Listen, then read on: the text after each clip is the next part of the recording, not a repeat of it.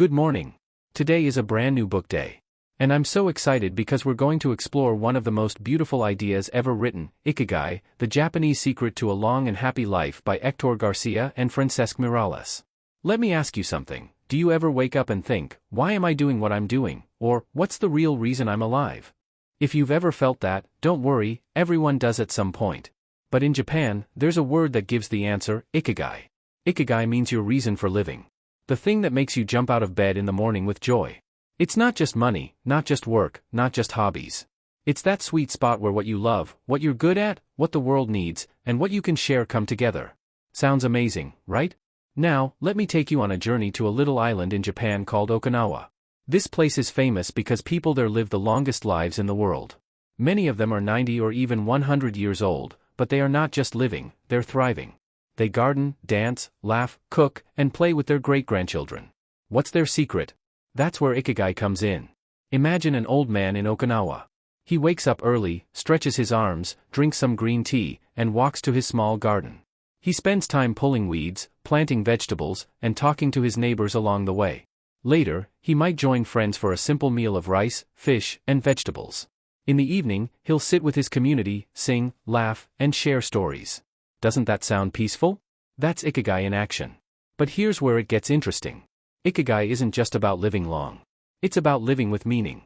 And the book shows us how we can bring Ikigai into our lives too. Let's explore how. Think about your daily routine. Do you sometimes rush through your day, worrying about the future or regretting the past? The Okinawan people don't do that. They live right here, right now. That's one of their secrets, stay present. Even if they're just drinking tea, they do it slowly, enjoying every sip. So let me ask you, when was the last time you enjoyed something simple without rushing? Another beautiful lesson from Ikigai is this: never truly retire. Wait, what? Yes. In Okinawa, there's no word for retirement. People don't stop having a purpose when they grow old. They keep doing something they love, whether it's gardening, teaching kids, cooking, or even weaving baskets. So here's a thought: what's something you love so much that you'd happily do it even when you're 80? That could be a hint to your Ikigai. Now, food. You've probably heard the saying, you are what you eat. The Okinawan diet is simple but powerful, lots of vegetables, tofu, sweet potatoes, fish, and tea. And here's the twist, they follow a rule called hara hachibu, which means eat until you're 80% full. Not stuffing themselves, not overeating. That way, they stay light, active, and healthy. So maybe next time you're eating, you can try asking yourself, am I really hungry, or am I already satisfied? But Ikigai isn't just about health or food. It's also about relationships. In Okinawa, people have something called moai, close-knit groups of friends who support each other for life.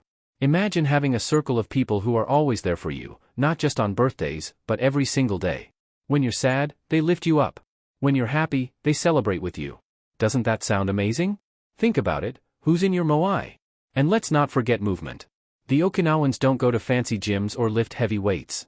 Their movement is natural, walking, gardening, dancing, cleaning, or even laughing with friends. They keep their bodies in motion in small, joyful ways. The lesson here? You don't need a big workout plan. Just move, play, stretch, walk, and smile. Your body will thank you. Now, let's talk about finding your own Ikigai. Close your eyes and imagine, what do you love doing so much that time just flies when you do it? What skills come naturally to you? What do people usually ask your help for? And most importantly, what makes you feel like your life matters? Your answers to these questions will slowly lead you to your Ikigai. But here's something important, Ikigai isn't about finding one magical thing right now. It's about the journey. It's about trying different activities, learning new skills, meeting new people, and slowly moving toward what lights you up inside. So don't pressure yourself. Even small steps toward your Ikigai count. Let me give you an example from the book. One man's Ikigai was fishing. Not because it made him rich, but because it gave him peace, food for his family, and joy when sharing stories with friends. Another woman found her Ikigai in caring for her great-grandchildren. Small things, but deeply meaningful. So, what's the big takeaway? Ikigai teaches us that happiness doesn't come from chasing money or fame. It comes from living with purpose, eating wisely, moving naturally, connecting deeply, and enjoying the present. Now, let me ask you this. What's one small thing you can do today that makes you happy and gives your life a little more meaning? Maybe it's reading, drawing, writing, playing, helping someone, or just enjoying a sunset. That small thing could be your first step toward Ikigai. Before we wrap up, let me tell you why this book is so special. It doesn't just give you lessons, it gives you a new way to see life. A way that makes every day worth living, no matter your age. And if people in Okinawa can live joyfully for 100 years, then we can definitely learn something from them. So, my friends, that was the journey into Ikigai, the Japanese secret to a long and happy life. If you enjoyed this summary, don't forget, we meet here every Tuesday and Thursday at 5 p.m. with a brand new book. I'm Akaksh, and you're watching Book Huggers. Till then, keep smiling, keep living with purpose, and of course, keep hugging books. Meet you in next book. Till then, bye.